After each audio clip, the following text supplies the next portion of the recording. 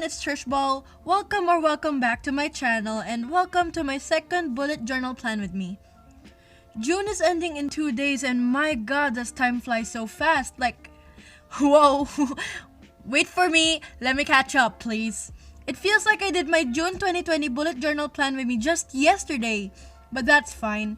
We are going into the month that I'm very excited for. July! I know I wrote May. Don't at me on that, please. I know. I fixed that. Anyway, I fixed that. When I think about July, I think about school, especially because the fact that in my country, the Philippines, school usually starts at June or July, and my school year this year will be starting this July 22nd. Because of COVID-19, of course. I will be starting out my senior year at grade 11. So naturally, because of all this hype around school, I will be using a stationery theme or school supply themed, whatever you want to call it, in my July spread. Right now, I am making a Dutch door for my cover page, similarly to my June cover page. And just like my June cover page, I am giving it a Dutch doorknob. It's called a doorknob because, it's a Dutch door and yeah, I know you get me. Last month, the doorknob was a straight ally flag, and in this month, I am making the Dutch doorknob look like a bookmark. So I decided to make the cover page look like a notebook spread, as if it was notes for class, and the topic was how to be kind. I chose this topic because right now in quarantine, I wanted to improve and better myself in looks and attitude. And I feel like going back to the basics, like knowing how to simply be kind, will help me with my improvement mission with myself. Right now, while I'm editing, I'm actually thinking that I should have put lines in it, like to make it look like more of a lined notebook. Because that's normally what notebooks we use in school, and yeah. Maybe I'm gonna do that later. Never mind, I just tried it with a pencil and it did not look good. Thank God I used a pencil. Oh, by the way, I made a typo in this spread, and if you found it, go comment the word and its correct spelling down below, and I will give the first 10 people to find and comment it a shoutout on my next video and on my Instagram. So just like in June, I'm gonna start out with my calendars and my planners.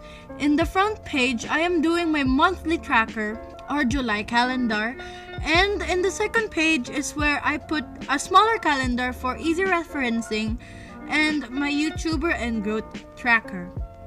So I think that this is a great time to talk about the colors I used.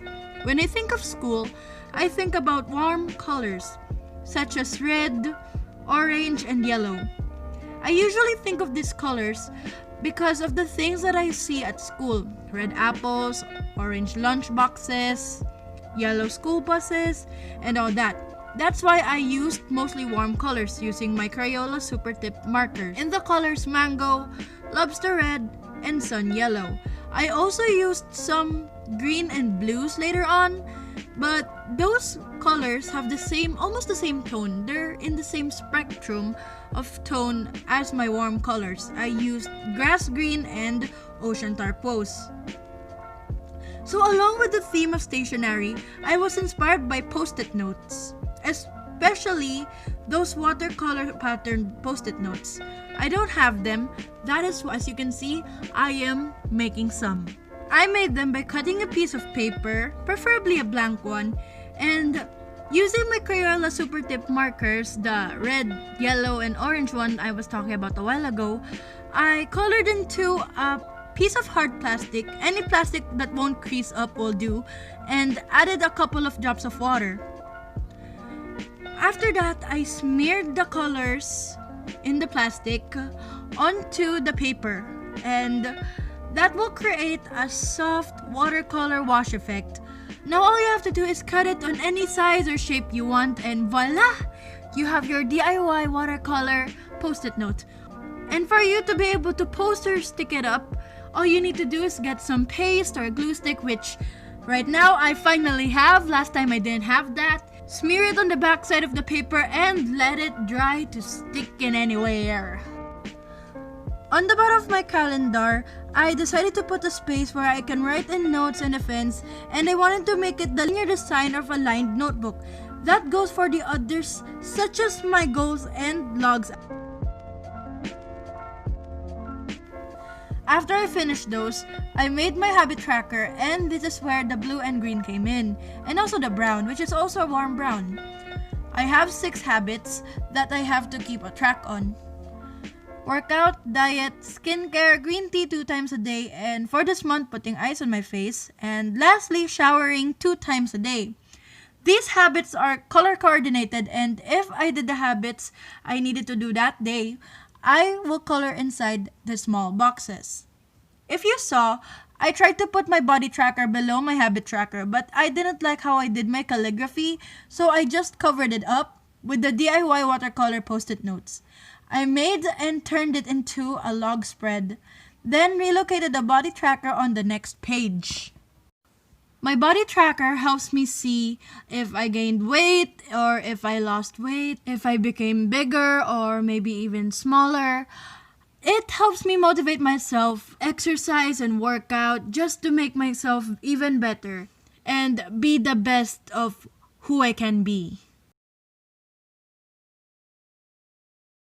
So with my mood tracker, I decided to be a bit more creative and brave than what I usually did before. So before, I would usually do for my mood tracker is that I would color coordinate the moods that I will be referencing from and make boxes for each of the day.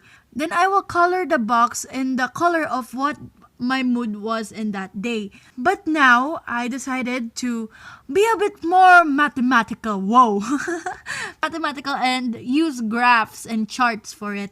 So what I did is I lined up the moods that I will be referencing from and the days of the month. And I will put a dot or arrow on the day and the mood that I had that day. So right now, I'm just finishing everything up, sticking what I have to stick, drawing what I have to draw, such as the boxes. And right now, I'm doing the boxes for the habit tracker. And I just realized that this is my first time doing my habit trackers like this. Practically because I find it really hard to do it. I had a little bit of troubles doing it this time, but it was fine by me since I actually liked the challenge and I loved how they looked. I really did. And now I am going to my calendar. I am now putting in the boxes for July. I am actually loving this spread, and this is my favorite spread for all of my spreads, I guess.